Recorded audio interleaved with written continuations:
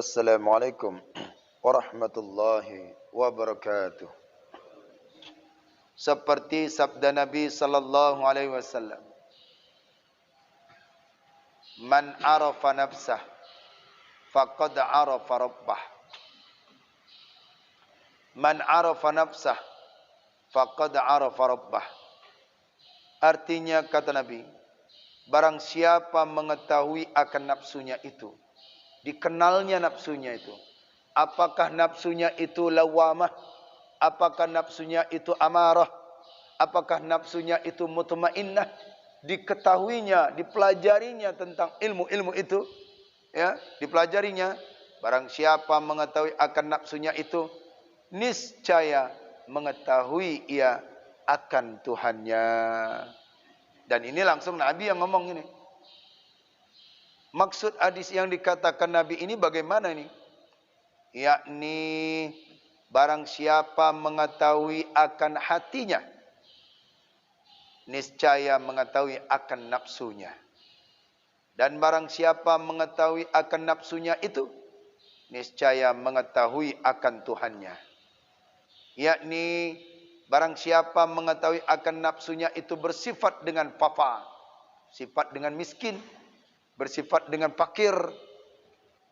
Dijelaskan lagi itu, padahal hadisnya singkat itu, tapi dijelaskan lagi. Barang siapa mengetahui akan nafsunya itu bersifat dengan fafa, niscaya mengetahui ia akan Tuhannya itu bersifat dengan kaya. Itu lawannya. Kalau orang yang merasa dirinya hatinya ini fakir, hanya Allah yang kaya. Kalau merasa dirinya ini hina, hatinya hina, hatinya merasa dirinya hina, maka Allah yang mulia. Itu orang yang kalau sudah mengenal nafsunya. Dan barang siapa mengetahui akan nafsunya itu bersifat dengan hina, niscaya mengetahui ia akan Tuhannya itu bersifat dengan mulia. Dan barang siapa mengetahui akan nafsunya itu bersifat dhaif, lemah, hatinya ini lemah, niscaya mengetahui ia akan Tuhannya itu bersifat dengan kuat. Kebalikan, lawannya. Dan barang siapa mengetahui akan nafsunya bersifat dengan lemah, niscaya mengetahui akan Tuhannya bersifat dengan kuasa. Itulah makna bila seorang yang dapat mengenal hatinya, dia merasa tidak ada apa-apa di hadapan Allah Subhanahu wa taala. Kalau orang yang sudah mengenali hatinya ini, hanya yang ditujunya adalah Allah semata. Maka pelajari hati kita ini. Jangan sampai bermaksiat kepada Allah Subhanahu wa taala. Jangan sampai hati kita ini keras terhadap apa yang diperintahkan oleh Allah Subhanahu wa taala. Mulai dari situlah kita akan mengetahui secara judul dari kitab yang disampaikan oleh Syekh Abdul Samad Falambani, mengutip daripada perkataan Imam Al-Ghazali, keajaiban hati itu. Kita akan mengetahui sini, keajaiban apa ini? Ya, keajaiban atau keanehan atau peristiwa-peristiwa dalam hati itu apa?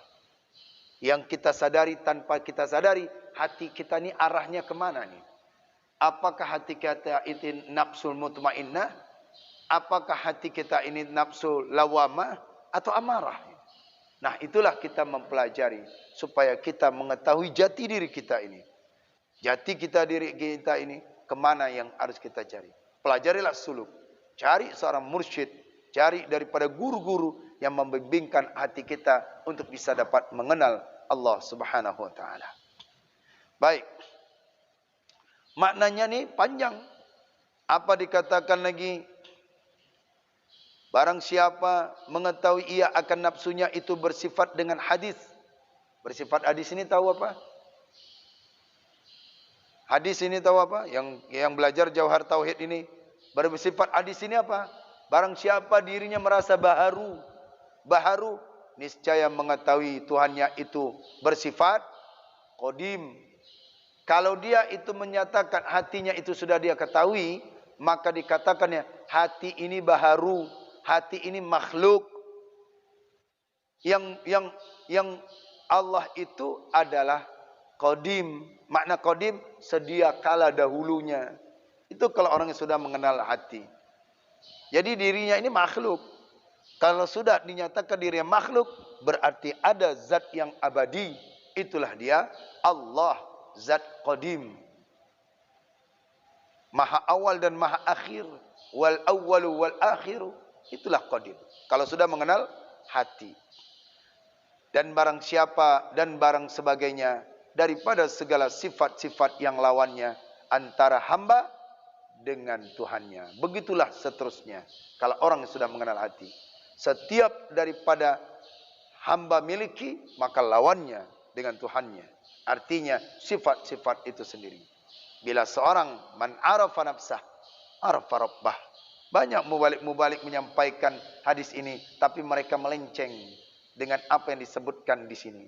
Hanya mengenalkan nafsu saja mereka jelaskan, tapi tidak sampai mendalam apa yang dimaksudkan oleh al-sufi. Bukan barang siapa mengenal dirinya, niscaya dia akan mengenal daripada Tuhannya. Itu secara zahir. Secara kandungannya, inilah yang dimaksudkan. Barang siapa merasa dirinya, kalau sudah mengenal nafsunya, mengenal hatinya lemah, maka dia akan tahu Tuhan itu akan kaya. Barang siapa merasa dirinya itu dhaif, maka dia mulia, maka itulah mulia. Di situ akan masuk kita dalam, yaitu hati kita mengenal Allah Subhanahu wa taala secara kandungannya. Baik Bapak-bapak sekalian yang dimuliakan oleh Allah Subhanahu wa taala, demikianlah pentingnya kita mempelajari ilmu-ilmu tasawuf ini.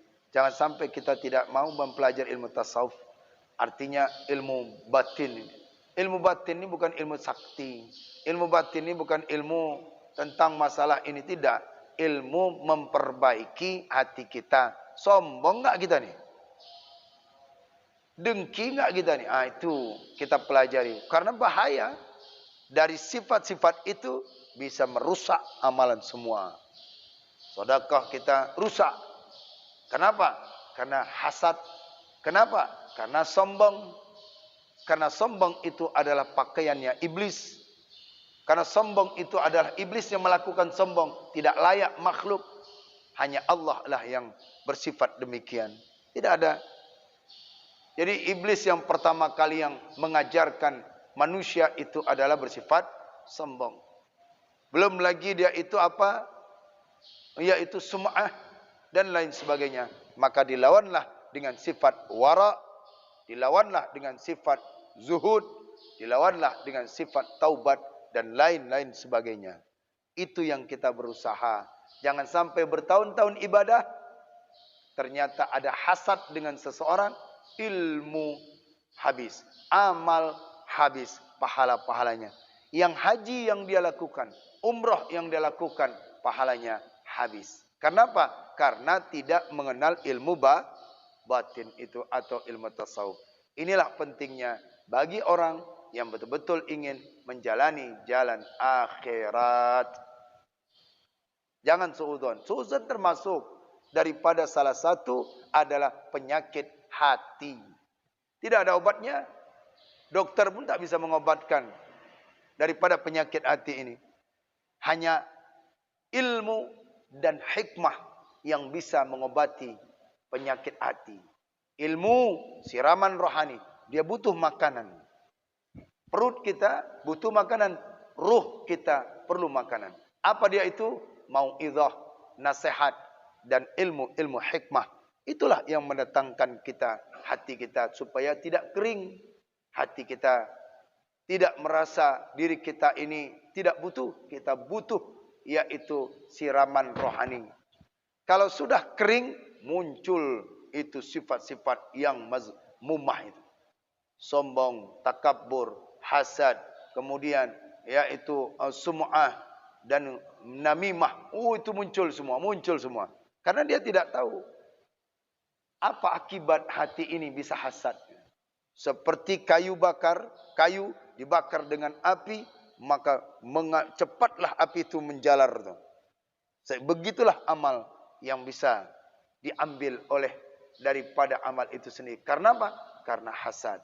Maka disitulah kata Nabi, man arafa nafsah, arafa rabbah. Kita bila kenal nafsu kita, artinya mengenal hati kita itu, niscaya kita akan kenal Tuhan kita. Ketika ada orang diberikan nikmat oleh Allah, maka hati berkata, Allah telah berikan dia nikmat. Di situ bersyukur dia. Lawannya adalah syukur. Ketika ada orang yang beribadah, dia tidak ada rasa kedengkian, tidak ada rasa kesombongan, maka dia telah mengenal nafsunya. Ya Allah, mereka bisa beribadah. Saya kenapa tidak bisa ya Allah? Itu saja bisa dapat hidayah. Dia bisa dapat hidayah, walaupun tidak bisa dia melakukan seperti orang yang dia lihat. Tidak bisa. Tapi dia bisa mendapatkan hidayah ketika dia cinta kepada orang melakukan ketaatan. Maka disitulah perbaiki hati kita. Supaya kita tidak maksiat kepada Allah.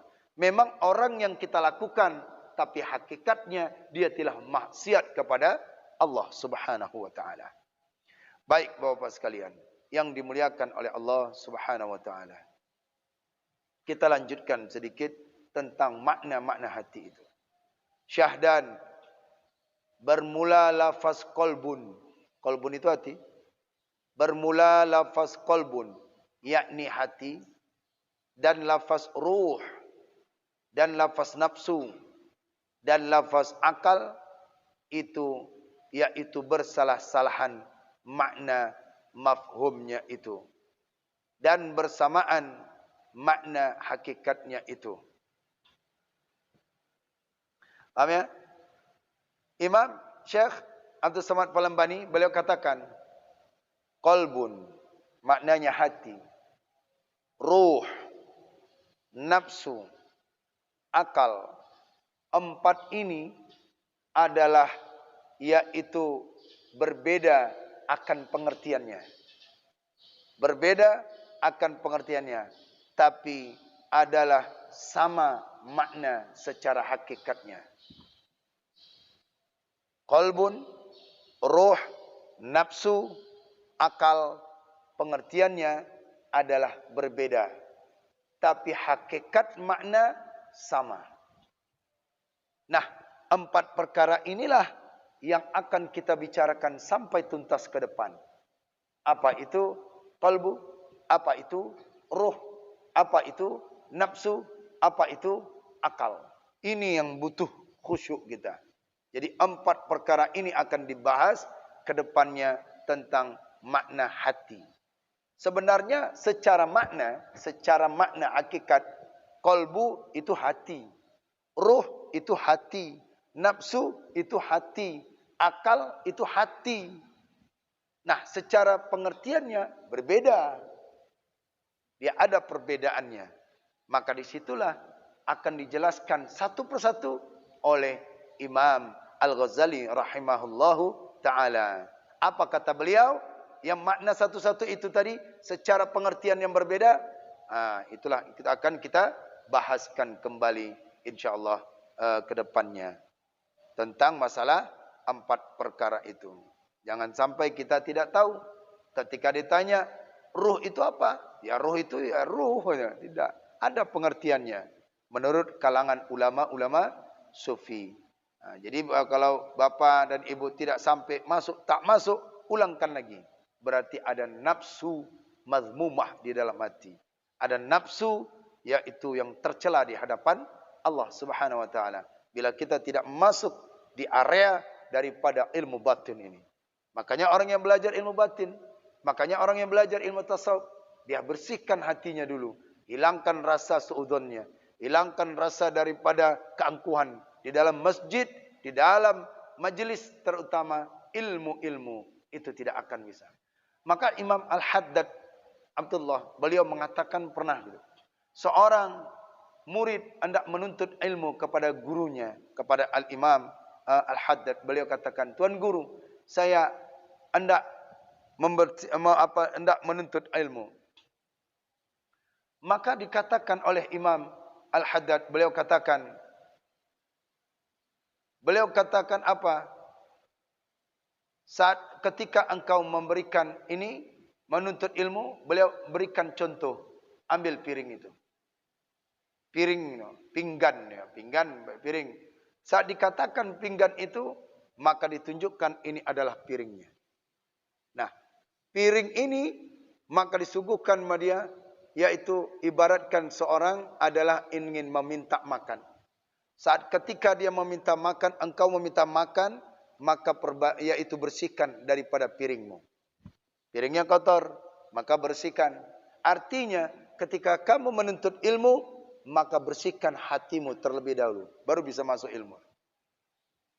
Piring kotor, kita hendak mau minta makanan. Syekh, saya hendak minta makanan. Ketika saat diminta makanan, piringnya kotor. Bagaimana saya hendak memberikan makanan? Piringmu masih ada najisnya, masih ada kotornya. Diberikan makanan, makanan itu jadi najis. Artinya, seorang yang menuntut ilmu, maka ketika dia menuntut ilmu, bersihkan hatinya ini daripada sifat-sifat yang tercela, yang kotor. Suuzon, hilangkan. Saat kita menuntut ilmu, kalau ada yaitu suuzonnya, maka ilmu itu tidak akan masuk. Maka bercampurlah daripada ilmu yang baik dan ilmu yang jahat. Jadi hatinya tidak akan bersinar ketika ilmu itu masuk. Tapi kalau sudah dibersihkan hati, itu sudah sering saya sampaikan berulang-ulang ketika Imam An-Nawawi ketika menuntut ilmu sampai berdoa itu, Allahumma stur aibahu syekhi, ya Allah tutup aib guruku, jangan sampai nampak. Setiap kali boleh menuntut ilmu, jangan sampai. Kenapa? Karena ingin disuap terus, disuap makanan, makanan. Tetapi yang menyuapkan makanan dicari aibnya, dicari, enggak akan bisa, ilmu itu akan masuk. Begitulah kalangan ulama-ulama sufi bila mereka itu mencari ilmu-ilmu batin dan ilmu tasawuf itu tadi. Jadi kita ambil baik. Soal buruknya itu urusan beliau dengan Allah. Yang kita seorang murid, serta seorang yang ingin membersihkan ilmu batin tasawuf kita, sedikit pun noda jangan ada. Lebih lagi dengan Allah, itu tidak boleh. Ketika kita zikir la ilaha illallah, maka tidak ada, jangan ada sedikit noda pun terhadap dengan Allah Subhanahu wa taala. Artinya kesyirikan. Seperti kalimat la ilaha illallah itu tidak ada titik. Muhammad Rasulullah itu tidak ada titik. La ilaha illallah Muhammad Rasulullah. Tak ada titik itu. Menunjukkan artinya seorang yang mengucapkan kalimat la ilaha illallah Muhammad Rasulullah, jangan hanya lidahnya mengucapkan, tapi hatinya ada noda. Noda apa? Masih meminta kepada selain Allah. Masih suuzon kepada Allah. Masih sombong kepada Allah. Itu maksudnya. Jadi artinya perbaiki hati kita. Ini 4 ini akan kita bicarakan. Qalbu, ruh, nafsu, dan daripada akal. Dari hati ini akan terbagi lagi. Ruh ini akan terbagi. Apa maknanya? Dan nafsu akan terbagi lagi. Ada terbagi 4, ada sebagian 5. Mengatakan nafsu-nafsu itu terbagi berapa. Dan satu persatu akan dijelaskan. Dan juga daripada akal itu sendiri. InsyaAllah ya. Kita akan bahas satu persatu. InsyaAllah kita diizinkan oleh Allah untuk membahaskannya. Ini butuh ketenangan, Bu ya. Butuh ketenangan ini. Butuh santai. Kalau fikih ya, enggak masalah itu. Tapi kalau masalah jiwa, masalah hati ini, waduh. Sulit untuk bisa menanamkan, memasukkannya aja. Kalau sudah hati yang keras, khatamallahu ala qulubihim wa ala sam'ahim wa ala absarihim ghisyawah. Allah tutup hatinya itu. Matanya, pendengarannya itu ditutup. Enggak bisa masuk. Tapi kalau sudah hati, rusak mata, rusak telinga, rusak tangan. Tapi kalau hati yang hidup di hadapan Allah, maka akan bersinar semua. Lihat aja ada orang buta. Lihat aja ada orang yang tidak mendengar. Tapi bisa datang ke masjid. Lihat aja ada orang buta. Tapi bisa dia baca Al-Quran. Ada orang matanya sempurna, tapi tidak bisa baca Al-Quran. Mengapa? Karena hati, yaitu bersifat sombong di hadapan Allah. Tapi kalau seorang itu bermaksiat di hadapan Allah, maka akan tidak bisa. Ummu Maktum, seorang muadzin yang kedua, itu buta. Dia buta dalam keadaan buta. Tapi kenapa bisa datang masjid duluan? Dan rumahnya itu 3 jam. 3 jam itu. Dari rumahnya ke masjid 3 jam. Itu buta. Tapi bisa di awal dia. Di sebelum orang bisa datang dia. Ini kita mata sempurna, hati kemudian telinga sempurna, kaki sempurna, tangan sempurna, sulit datang ke masjid. Bahkan terlambat. sudah iqamah, sudah takbir baru datang. Itulah bedanya orang yang sudah hatinya bersinar, diberikan oleh Allah cahaya-cahaya nur hati, sehingga gerakan tubuhnya menjadi cepat untuk dapat berbuat taat kepada Allah. Mudah-mudahan hati kita diperbaiki oleh Allah Subhanahu wa taala dan dijauhkan daripada sifat-sifat mazmumah dan didatangkan daripada sifat mahmudah, yaitu sifat yang baik. Wallahu alam bissawab. A'udzu billahi minasyaitonir rajim.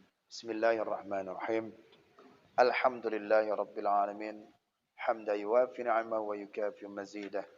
Ya Rabbana lakal hamdu kama yanbaghi li jalali wajhikal karim wa 'azimi sultanik.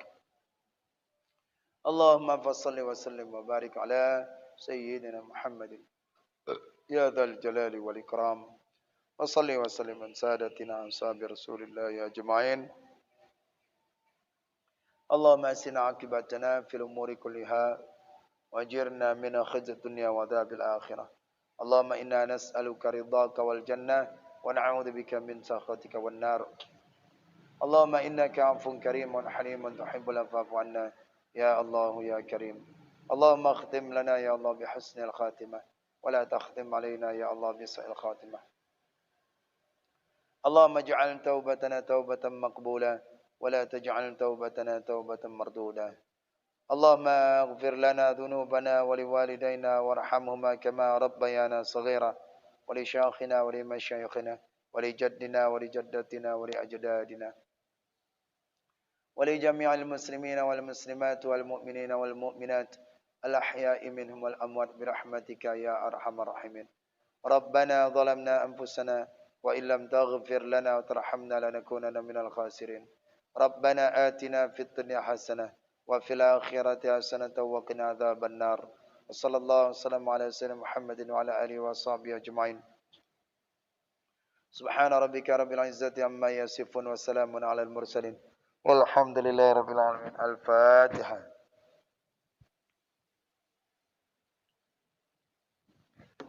أعوذ بالله من الشيطان الرجيم. بسم الله الرحمن الرحيم.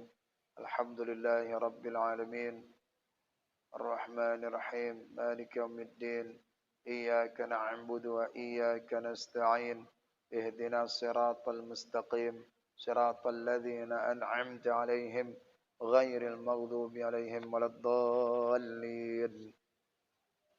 آمين. رب اغفر لي ولوالدي وللمؤمنين آمين. صلى الله على محمد صلى الله عليه وسلم. صلى الله على محمد صلى الله عليه وسلم.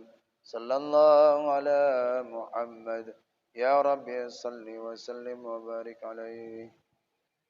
Demikian kajian ini, semoga ada manfaatnya. Wallahu a'lam bissawab. Assalamualaikum warahmatullahi wabarakatuh.